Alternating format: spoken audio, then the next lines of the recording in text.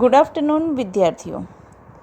તો બેટા, ગયા વિડીયોમાં આપણે માં કહ એક કહાનીનો અભ્યાસ જોયો હતો. હવે આજે આપણે એનું સ્વાધ્યાય જોઈએ છીએ. તો એમાં પહેલો પ્રશ્ન છે, काव्य पंक्तियों का भावार्थ अपने शब्दों में लिखिए. तो पहली पंक्तियों છે, वर्ण वर्ण के फूल खिले थे, जलमल कर हिमबिंदु जिले थे, हल्के झोंके हिले मिले थे, लहराता था पानी. लहराता था पानी, हाँ हाँ यही कहानी. तो આનો ભાવાર્થ આપણે જોઈ લઈએ. तो उपवन बगीचे में तरह तरह के रंगों वाले फूल खिले हुए थे और उन पर ओस की बूंदें चमक रही थी. हवा के हल्के हल्के झोंकों से वो फूल हिल रहे थे. तब उन पर जो ओस का पानी था वह भी लहरा रहा था. लहराता था पानी मतलब पानी लहरा रहा था. हाँ हाँ मुझे यही कहानी सुननी है. तो आपको इसका भावार्थ इस प्रकार लिखना है. उसके बाद दूसरी पंक्तियाँ हैं. तू है हठी मानधन मेरे, सुन उपवन में बड़े सवेरे, तात भ्रमण करते थे तेरे, जहाँ सुरभि मन मानी. जहाँ सुरभि मन मानी, हाँ माँ यही कहानी. तो यहाँ पर आपको भावार्थ इस तरह लिखना है कि मेरे बेटे तू बहुत ज़िद्दी है. अच्छा तो सुन, मैं तुझे कहानी सुनाती हूँ.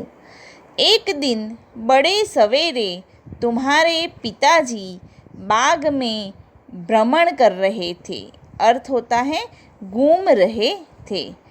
उस समय वातावरण में बहुत ही मनमोहक खुशबू फैली हुई थी. वहाँ मनपसंद मनमोहक खुशबू फैली हुई थी. हाँ मुझे यही कहानी सुनाओ. अब आगे का प्रश्न है, चित्र के आधार पर अपूर्ण काव्य को पूर्ण कीजिए. तो मैं आपको काव्य पूर्ण करके बताती हूँ.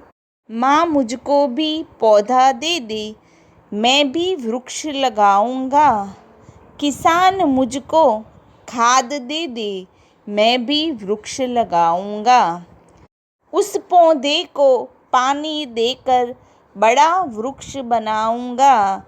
देश को हरा भरा बनाकर स्वच्छ हवा फैलाऊंगा. पेड़ पौधे और लता से अपने देश को सजाऊंगा. माँ मुझको भी पौधा दे दे, मैं भी वृक्ष लगाऊंगा. तो इस तरह आप काव्य बना सकते हो. आगे का तीसरा प्रश्न है, एक दिन अकबर ने बीरबल से पूछा, बीरबल दुनिया में सबसे अधिक शक्तिशाली कौन है? तो बीरबल ने क्या कहा होगा? सोचकर कहानी को आगे बढ़ाइए. तो बच्चों इस विषय में मैं आपको एक कहानी सुनाती हूँ, आप देखिए. तो बीरबल ने कहा, जहाँपना दुनिया में सबसे शक्तिशाली सूरज है. बादशाह ने पूछा कैसे? तब बीरबल ने बादशाह को एक कहानी सुनाई. तो देखिए वो कहानी क्या थी. तो बीरबल ने कहा, एक बार हवा पानी और सूरज में बहस छिड़ गई, मतलब विवाद हो गया कि तीनों स्वयं को सबसे अधिक शक्तिशाली बता रहे थे. तीनों में से सबसे ज़्यादा शक्तिशाली कौन? इस बात पर हवा पानी और सूरज तीनों में विवाद हो गया, झगड़ा हो गया. एक देवदूत ने उन तीनों की बातें सुनी. उसने कहा, देखो वह यात्री कोट पहने जा रहा है. सामने एक यात्री था, वो कोट पहन के जा रहा था.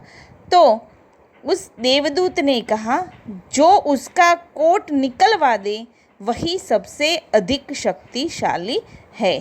तो देवदूत ने तीनों की बहस को सुनकर ये कहा कि सामने जो यात्री जा रहा है वो अपना पहना हुआ कोट निकाल दे आपके कारण. तो जो उस कोट को निकलवा दे वही सबसे बड़ा शक्तिशाली है.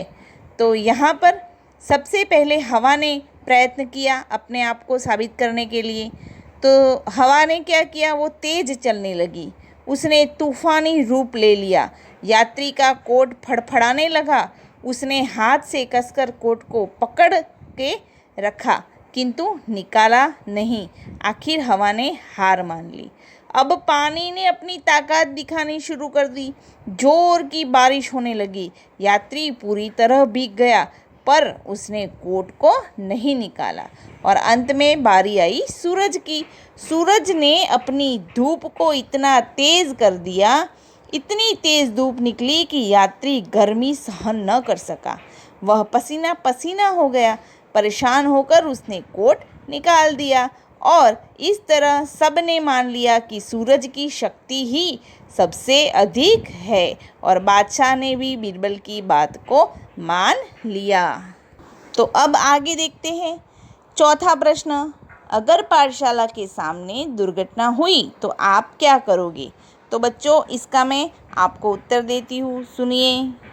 पहला, अगर मेरी पाठशाला के सामने दुर्घटना हुई तो मैं दुर्घटनाग्रस्त व्यक्ति को अपनी पाठशाला के अंदर ले जाऊंगा और हमारे स्कूल की जो चिकित्सा पेटी है उसमें से दवाइयाँ निकालकर सबसे पहले उसकी प्राथमिक सारवार करूंगा, मरहम पट्टी करूंगा। और अगर उसे ज़्यादा चोट लगी है, गंभीर ईजा हुई है तो 108 नंबर पे डायल करूँगा और एम्बुलेंस बुलाऊँगा और नज़दीक के डॉक्टर के पास उसकी सारवार के लिए उसे ले जाऊँगा।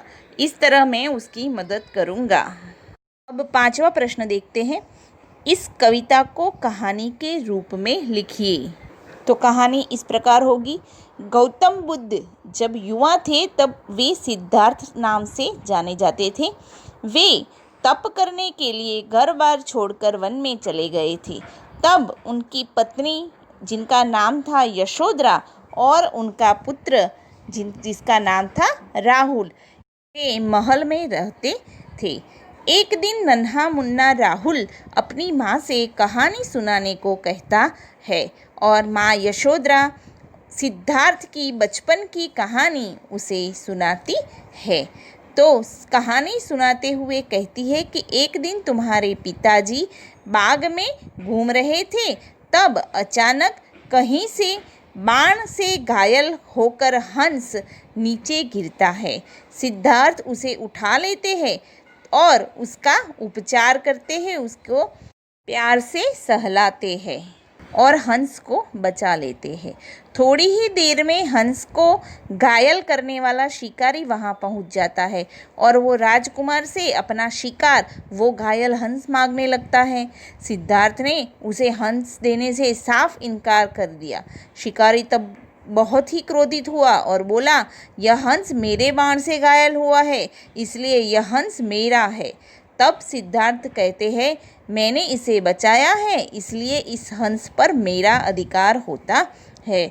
दोनों में हंस को लेकर बहुत बड़ा विवाद हो जाता है और अंत में ये पूरा मामला न्यायालय तक पहुंच जाता है। यशोधरा ने राहुल को इतनी कहानी सुनाई और बाद में कहा कि अब तू बता कि घायल हंस पर किसका अधिकार होना चाहिए। तब राहुल कहता है, इस मामले में न्याय दया के पक्ष में होना चाहिए। जिसने घायल हंस को बचाया उसी को हंस मिलना चाहिए, क्योंकि बचाने वाला मारने वाले से बड़ा होता है। माँ ने बेटे की प्रशंसा करते हुए कहा, तूने कहानी को सुना है, इस तरह पूरा विचार करके तूने जो उत्तर दिया दया के पक्ष में, इससे मैं खुश हुई हूँ। और इस तरह कहानी का अंत होता है। तो आशा रखती हूँ इस वीडियो को समझकर आप स्वाध्याय लिख पाओगे। Okay, thank you.